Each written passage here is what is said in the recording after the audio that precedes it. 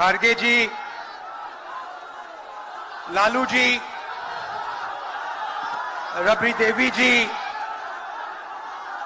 अखिलेश यादव जी, तेजस्वी जी, सीताराम येचुरी जी,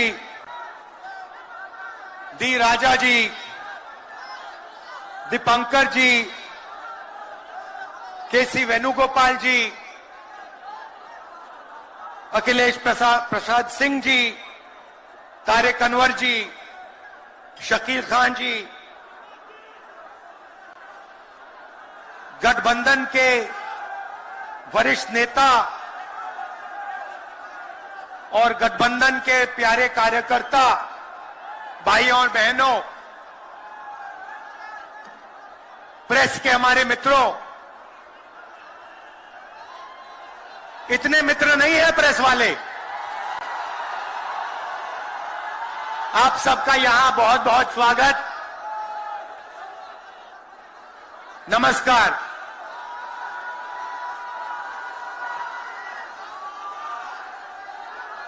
देश में जब भी बदलाव आता है वो बिहार में तूफान शुरू होता है। यहां से तूफान बाकी प्रदेशों में जाता है। ये बिहार जो है देश की राजनीति का नर्व सेंटर है, यहां से ही शुरुआत होती है। आज देश में विचारधारा की लड़ाई है। एक तरफ नफरत, हिंसा, अहंकार और दूसरी तरफ मोहब्बत, भाईचारा और एक दूसरे की इज्जत। जैसे मैंने यात्रा में कहा, अगर आप गठबंधन को समझना चाहते हो, एक लाइन में समझा जा सकता है, नफरत के बाजार में मोहब्बत की दुकान खोलते हैं हम।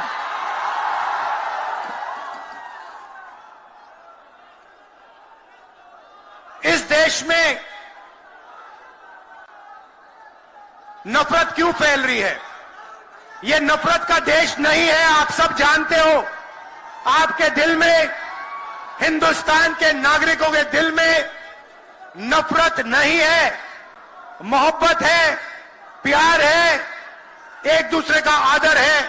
तो सवाल उठता है कि इस देश में नफरत क्यों फैल रही है? भाई और बहनों, नफरत का सबसे बड़ा कारण देश में अन्याय है। अन्याय, युवाओं के खिलाफ अन्याय, आप सबके खिलाफ अन्याय, किसानों के खिलाफ अन्याय, सामाजिक अन्याय, आर्थिक अन्याय। प्रधानमंत्री जी 2-3 बड़े अरबपतियों के लिए काम करते हैं, 2-3 लोगों के लिए काम करते हैं। उनका 16 लाख करोड़ रुपया प्रधानमंत्री ने पिछले 10 सालों में माफ किया है। मैं आपसे पूछना चाहता हूं, उन्होंने हिंदुस्तान के किसान का कितना कर्जा माफ किया? हिंदुस्तान के मजदूरों का कितना कर्जा माफ किया? इसीलिए देश में नफरत फैल रही है। 40 साल से सबसे ज्यादा बेरोजगारी आज हिंदुस्तान में है। क्यों?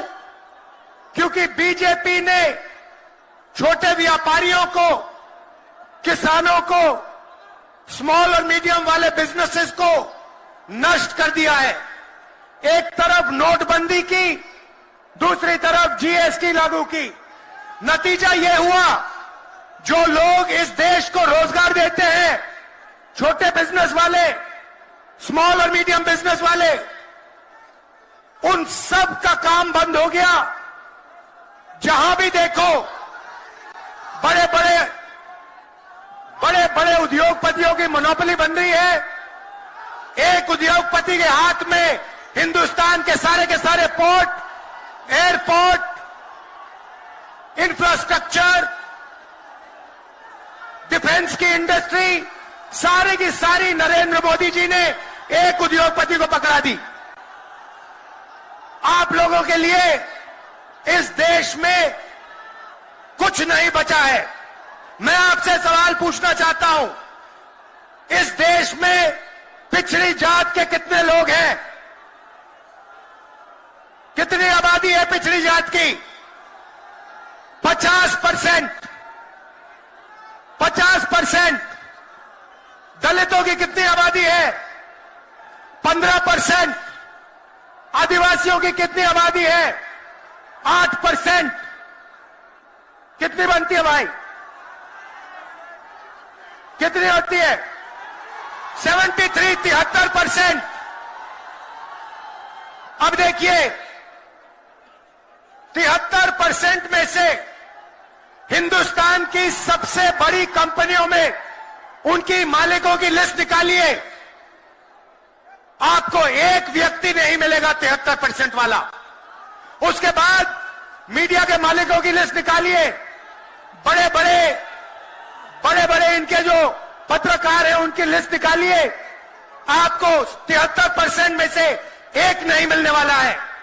उसके बाद प्राइवेट अस्पतालों के मालिकों की लिस्ट निकालिए, स्कूल और कॉलेज जो चलाते हैं, private school, private college, private university, उनकी लिस्ट निकालिए, उधर आपको 73% का कोई नहीं मिलेगा। उसके बाद जो हिंदुस्तान को 90 ब्यूरोक्रेट चलाते हैं, आईएएस वाले, उनकी लिस्ट निकालिए, उधर आपको 3 पिछड़े वर्ग के लोग मिलेंगे, 3 दलित मिलेंगे और 1 आदिवासी मिलेगा। और अगर हिंदुस्तान की सरकार 100 रुपए खर्च करती है, बजट में अगर 100 रुपए खर्च होते हैं तो 73% की 6% की 6 रुपए की भागीदारी बनती है। तो ये जो 73% है और उसमें अगर आप जोड़ना चाहते हो तो गरीब जनरल कास्ट के लोगों को भी जोड़ लो। इनके लिए इस देश में कोई रास्ता नहीं बचा है। पहले क्या होता था? पहले पब्लिक सेक्टर होता था, उसमें गरीबों को रास्ता मिलता था, नौकरी मिल जाती थी, सरकार में रोजगार मिल जाता था, जैसे बिहार में तेजस्वी जी ने किया, जैसे छत्तीसगढ़ में हमने किया, कर्नाटक में, तेलंगाना में हम कर रहे हैं। मगर नरेंद्र मोदी जी ने ये सारे के सारे रास्ते बंद कर दिए। सेना में आप जाते थे, वहां अग्निवीर लागू कर दिया। अब देखना, अग्निवीर लागू किया और अग्निवीर में पहली बार इस देश में 2 तरीके के शहीद होंगे। एक शहीद होगा, उसको शहीद का दर्जा मिलेगा, उसे पेंशन मिलेगी, उसे कैंटीन मिलेगी और उसे गांव में, शहर में आदर मिलेगा। दूसरा शहीद होगा, अग्निवीर होगा, वो शहीद होगा, उसे शहीद का दर्जा नहीं मिलेगा, उसको पेंशन नहीं मिलेगी, उसको कैंटीन नहीं मिलेगी और उसको ट्रेनिंग भी सही नहीं मिलेगी। एक तरफ चाइना के सैनिक, पाकिस्तान के सैनिक सालों की ट्रेनिंग लेते हैं और हमारे युवाओं को नरेंद्र मोदी 6 महीने की ट्रेनिंग देने के बाद उनके सामने खड़े करने की कोशिश कर रहा है। नतीजा आप जानते हो। मैं ज्यादा नहीं बोलना चाहता हूं क्योंकि लालू जी को बोलना है। ये देखो, लालू जी को बोलना है, मगर मैं सिर्फ ये कहना चाहता हूं, बीजेपी के लोगों को गलतफहमी में नहीं होना चाहिए। हम लोग बीजेपी से, आरएसएस से नहीं डरते। हमें कोई फर्क नहीं पड़ता। हम देश के लिए लड़ते हैं, हम देश के लिए मरने के लिए तैयार हैं और हम बीजेपी को, आरएसएस को यहां से हटा के इंडिया की सरकार बनाकर दिखाएंगे। आप सबका दिल से बहुत बहुत धन्यवाद। नमस्कार, जय हिंद।